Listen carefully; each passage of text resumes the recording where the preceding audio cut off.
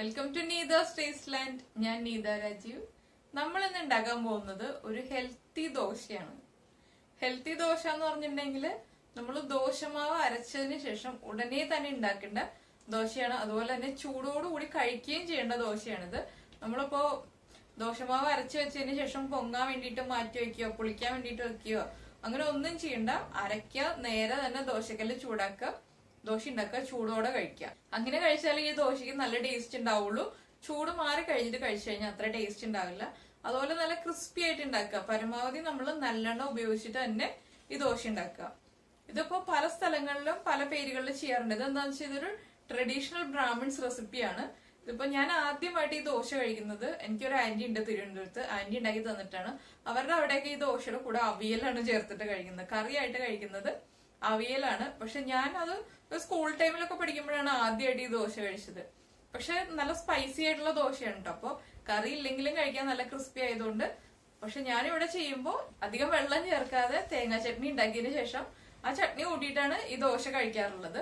അപ്പൊ നമുക്കിപ്പോ തിരുവനന്തപുരത്തുള്ള ആൾക്കാർ എല്ലാവരും അവിയൽ തന്നെയാണോ ചേർത്ത് കഴിക്കുന്നതെന്ന് അറിയില്ല. ആ ഏരിയയിൽ ആന്റിയുടെ ഒക്കെ വീടിന്റെ അവിടെ എല്ലാവരും ഈ ദോശയുടെ കൂടെ അവിയലാണ് കഴിക്കുന്നത്. നമുക്കിപ്പോ വൈകുന്നേരം കഴിക്കാം. അതുപോലെ തന്നെ ഡിന്നറിനും ചെയ്യാൻ പറ്റുന്ന റെസിപ്പിയാണ്. ഒരുപാട് ഗുണങ്ങളുള്ള ദോശയാണ്. നല്ല ഹെൽത്തി ആയിട്ടുള്ള ദോശയാണ്. അതുകൊണ്ടാണ് ഹെൽത്തി ദോശ എന്ന് ഞാൻ പറഞ്ഞത്. അവിടെയൊക്കെ അടദോശ എന്നാണ് പറയുന്നത് ഈ ദോശയ്ക്ക്. അപ്പൊ ഹെൽത്തി എന്ന് വെച്ചിട്ടുണ്ടെങ്കിൽ നമ്മൾ ഇതിലേക്ക് അരിയുടെയും ഉഴുന്നിന്റെയും കൂടെ തന്നെ കടലപ്പരിപ്പ്, തുവരപ്പരിപ്പ്, അതുപോലെ തന്നെ ചെറുപയർ പരിപ്പ്, പിന്നെ ഗ്രീൻ പീസ്. ഇപ്പൊ ഞാനിപ്പോ ചെറുപയർ പരിപ്പും ചില സമയത്ത് ചെറുപയർ പരിപ്പായിട്ട് ചേർക്കാറുണ്ട്, ചില സമയത്ത് ചെറുപയർ അങ്ങനെ തന്നെ സോക്ക് ചെയ്തിട്ട് ചേർക്കാറുണ്ട്. അതുപോലെ ഗ്രീൻ പീസ് ചേർക്കാറുണ്ട്. എല്ലാ ഇൻഗ്രീഡിയൻസും ചേർന്ന് വരുമ്പോ അതൊരു ഹെൽത്തി. ഇപ്പൊ നമ്മുടെ കുട്ടികൾ പൊതുവെ പയർ കഴിക്കില്ല, പരിപ്പ് കഴിക്കില്ല, അങ്ങനെ പല പല സ്വഭാവമുള്ള കുട്ടികളാണല്ലോ. അങ്ങനെയുള്ള കുട്ടികൾക്ക് കൊടുക്കാൻ പറ്റിയൊരു ദോശയാണ്. ഏതൊക്കെ ഇൻഗ്രീഡിയൻസ് നമ്മൾ ചേർത്തിട്ടുണ്ടെന്ന് കുട്ടികളുടെ അടുത്ത് പറയാതിരിക്കുക. അപ്പൊ ഇത് എല്ലാ കാര്യങ്ങളും ചേർത്ത് അരച്ചിട്ടുണ്ടാക്കുമ്പോ നല്ല ടേസ്റ്റുമാണ് കഴിക്കാനായിട്ട്. അതുപോലെ തന്നെ വളരെ ഈസിയാണ്. പിന്നെ നമ്മൾ കറിവേപ്പിലയും ഉള്ളിയും വറ്റൽമുളകും എല്ലാം ചേർത്ത് അരച്ചിട്ട് തന്നെയാണ് നമ്മൾ ദോശ ഉണ്ടാക്കുന്നത്. അപ്പൊ നമുക്ക് നമ്മുടെ വളരെ ഈസി ആയിട്ടുള്ള ഹെൽത്തി ദോശ റെഡിയാക്കാം.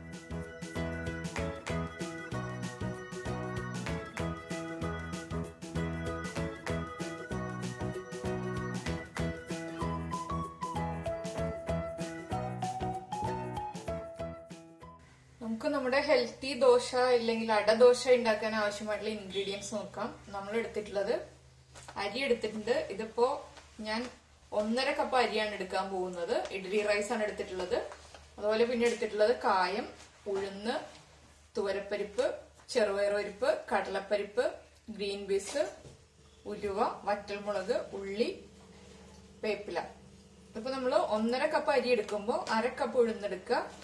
ബാക്കിയുള്ള പരിപ്പുകൾ ഇപ്പൊ തുവരപ്പരിപ്പ് 1/4 കപ്പ്, ചെറുപയർ പരിപ്പ് 1/4 കപ്പ്, കടലപ്പരിപ്പ് 1/4 കപ്പ്, അതുപോലെ തന്നെ ഗ്രീൻ പീസ് 1/4 കപ്പ്.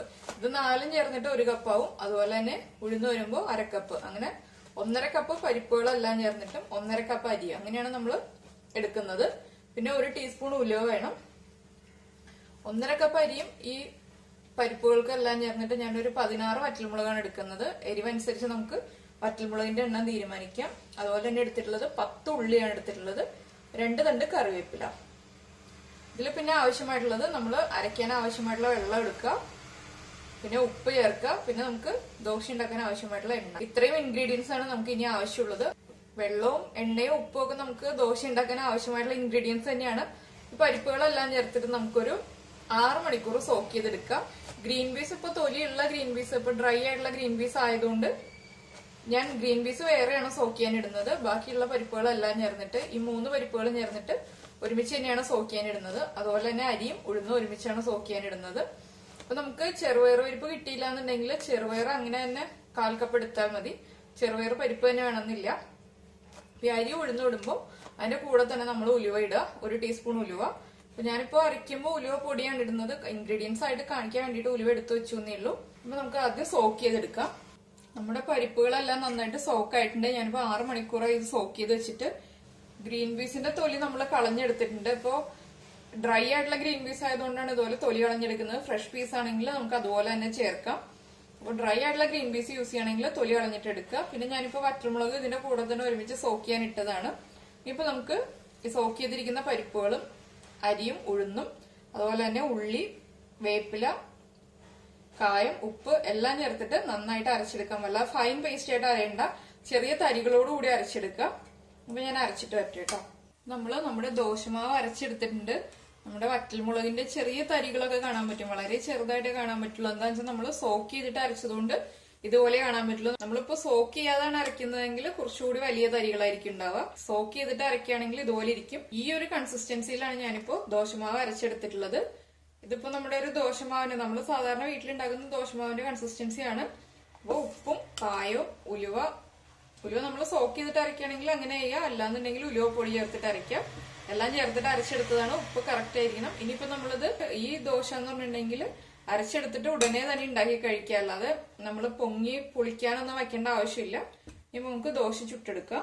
നമുക്ക് ദോശ ഉണ്ടാക്കാൻ തുടങ്ങാം. ദോശ ഉണ്ടാക്കാൻ വേണ്ടിയിട്ട് ഞാനിപ്പോ ഒരു ചപ്പാത്തി പാൻ വെച്ചിട്ടുണ്ട്. ഇതിപ്പോ നന്നായിട്ട് ചൂടായിട്ടുണ്ട്. ചൂടായി കഴിഞ്ഞപ്പോ ഫ്ലെയിം കുറച്ചു.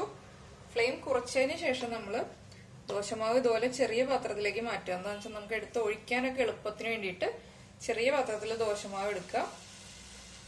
അതിനുശേഷം നന്നായിട്ട് സ്പ്രെഡ് ചെയ്ത് കൊടുക്കുക. ഇതിപ്പോ എണ്ണ യൂസ് ചെയ്യാതെയാണ് ഇപ്പൊ ഞാൻ ആദ്യം ദോശമാവ് ഒഴിച്ചത്. എന്താണെന്ന് വെച്ചിട്ടുണ്ടെങ്കിൽ നമ്മളിപ്പോ എണ്ണ തേച്ചിട്ടാണ് ദോശമാവ് ഒഴിക്കുന്നതെന്നുണ്ടെങ്കിൽ നമുക്ക് ഇതുപോലെ ദോശമാവ് സ്പ്രെഡ് ചെയ്തെടുക്കാൻ പറ്റില്ല, നൈസായിട്ട് പരത്തിയെടുക്കാൻ പറ്റില്ല. എന്താണെന്ന് വെച്ചാൽ എണ്ണയുടെ ഇതുകൊണ്ട് ദോശമാവ് എല്ലാം കൂടെ ഒരു സൈഡിലേക്ക്, നമ്മൾ ഏത് സൈഡിലേക്കാണോ പരത്തിയെടുക്കുന്നത് ആ സൈഡിലേക്ക് ആയി പോവും. അപ്പൊ അതുകൊണ്ട് എണ്ണ ഇപ്പൊ നമ്മള് ദോശ ഉണ്ടാക്കി തുടങ്ങുമ്പോ തന്നെ ചട്ടിയിൽ എണ്ണ ഒഴിക്കില്ല. നമുക്ക് എത്രത്തോളം നൈസായിട്ട് പരത്തിയെടുക്കാമോ അതുപോലെ പരത്തിയെടുക്കുക. ഇനി നമുക്ക് ഫ്ലെയിം കൂട്ടി വെക്കാം.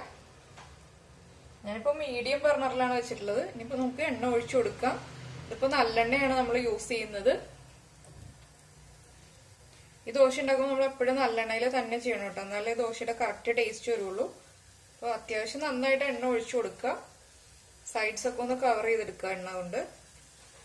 എന്താ വെച്ചാൽ നമ്മൾ ആദ്യമേ എണ്ണ ഒഴിച്ചിട്ടില്ല, അതുകൊണ്ട് തന്നെ ഇനിയിപ്പോ നമ്മൾ എണ്ണ ഒഴിച്ചതിന് ശേഷം കുക്ക് ചെയ്തെടുക്കുക. ദോശ ഇനി നന്നായിട്ട് മൊരിഞ്ഞു വരട്ടെ.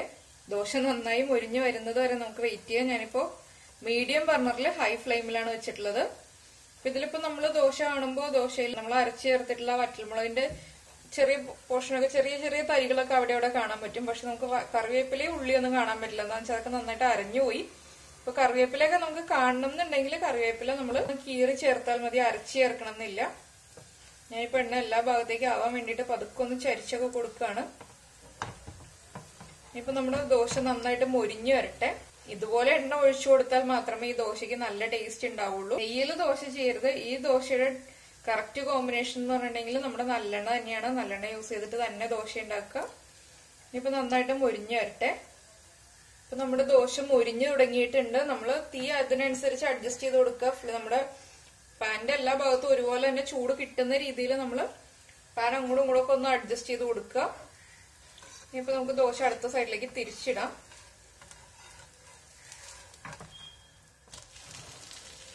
തിരിച്ചിട്ടപ്പോഴും ഞാൻ ഹൈ ഫ്ലെയിമിൽ തന്നെയാണ് വെച്ചിട്ടുള്ളത്. നമ്മുടെ ദോശ നന്നായിട്ട് മൊരിഞ്ഞതൊക്കെ നമുക്ക് കാണാൻ പറ്റും കേട്ടോ. അപ്പൊ ഈ ദോശയുടെ കറക്റ്റ് കോമ്പിനേഷൻ എന്ന് പറഞ്ഞിട്ടുണ്ടെങ്കിൽ തിരുവനന്തപുരംകാര് യൂസ് ചെയ്യുന്നത് അവിയലാണ്. പക്ഷെ ഞാനിപ്പോ അവിയൽ ഉണ്ടാക്കിയിട്ടില്ല, അതുകൊണ്ട് ചട്നിയുടെ കൂടെ നമുക്ക് കഴിക്കാം. അവിയൽ ഉണ്ടാക്കുന്ന ദിവസം ഈ ദോശയും കൂടി ഉണ്ടാക്കിയിട്ട് കഴിക്കുകയാണെങ്കിൽ നമുക്ക് നല്ല തിരുവനന്തപുരത്തെ അതേ ടേസ്റ്റിൽ കഴിക്കാം. പക്ഷെ നമുക്കിപ്പോ അവിയൽ ഇല്ലാത്തതുകൊണ്ട് നമുക്കിപ്പോ നമ്മുടെ ചട്നിയുടെ കൂടെ കഴിക്കാം. കറക്റ്റ് പിന്നെ തേങ്ങ ചട്നി ആയിരിക്കും കുറച്ചും കൂടി ടേസ്റ്റ് ഉണ്ടാകുന്നത്. നമ്മുടെ ദോശ നന്നായിട്ട് മൊരിഞ്ഞു കഴിഞ്ഞു. നമുക്കിതൊരു പ്ലേറ്റിലേക്ക് മാറ്റാം. കണ്ടോ, നല്ല മൊരിഞ്ഞ് ക്രിസ്പി ആയിട്ടുള്ള ദോശ റെഡി ആയിട്ടുണ്ട്. നമുക്ക് ബാക്കിയുള്ള ദോശയും ഇതുപോലെ തന്നെ ചെയ്തെടുക്കാം. അപ്പൊ നമുക്ക് അടുത്ത ദോശ റെഡിയാക്കി എടുക്കാം. അടുത്ത ദോശ റെഡിയാക്കുന്നതിന് മുൻപായിട്ട് നമ്മൾ ഈ പാനിലുള്ള എണ്ണ കംപ്ലീറ്റ് ആയിട്ട് അങ്ങ് തുടച്ചു കളയുക. ഇല്ലാന്നുണ്ടെങ്കിൽ നമ്മുടെ ദോശ വീണ്ടും ദോശയ്ക്ക് തോന്നുന്ന ഷേപ്പിലേക്ക് ആയി പോകും. നമ്മൾ ഉദ്ദേശിക്കുന്ന ഷേപ്പിലായി വരില്ല. അതുകൊണ്ട് എണ്ണ ഒട്ടും തന്നെ പാനിലില്ലാത്ത രീതിയിൽ നന്നായിട്ട് തുടച്ചതിന് ശേഷം മാത്രം വീണ്ടും ദോശമാവ് ഒഴിക്കുക. ഇല്ലാന്നുണ്ടെങ്കിൽ ദോശയുടെ ഷേപ്പ് കറക്റ്റ് ആവില്ല.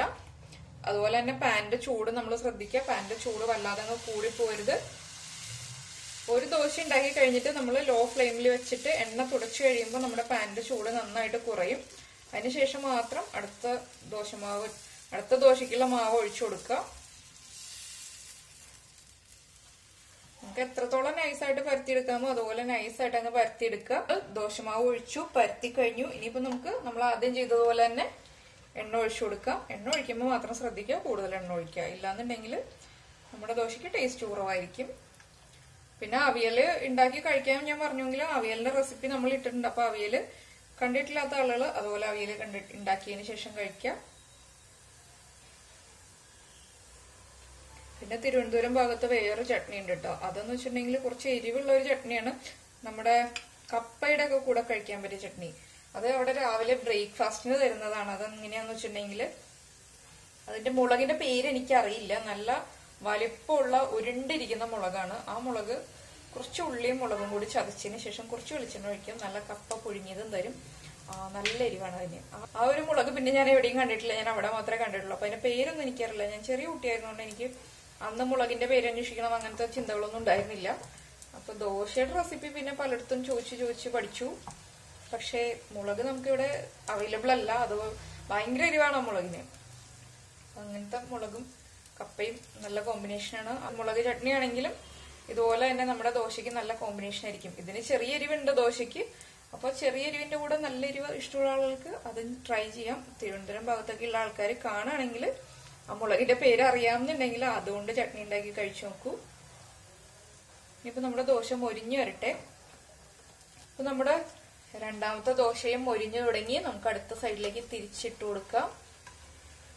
ദോശ ഒന്ന് ചെറുതായിട്ട് ഇതുപോലെ ഒരു മൊരിഞ്ഞതായി കഴിയുമ്പോൾ മാത്രം നമ്മൾ തിരിച്ചിടുക. ഇല്ല എന്നുണ്ടെങ്കിൽ ആദ്യമേ തന്നെ തിരിച്ചിടാൻ നോക്കിയിട്ടുണ്ടെങ്കിൽ ദോശ ചിലപ്പോൾ പാനിൽ ഒട്ടിപ്പിടിക്കും.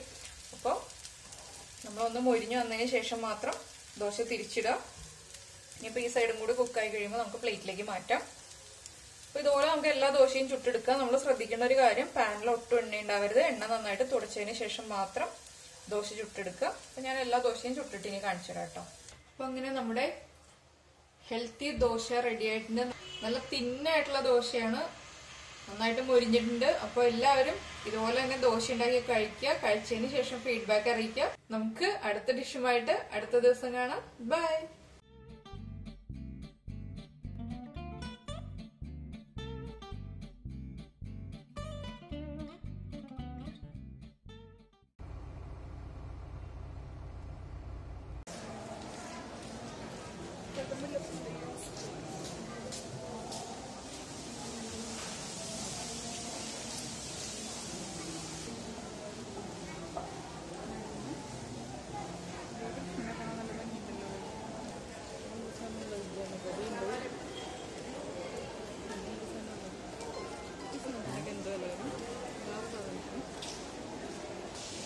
ഫോൺ ബാഗിൽ വെക്കോ?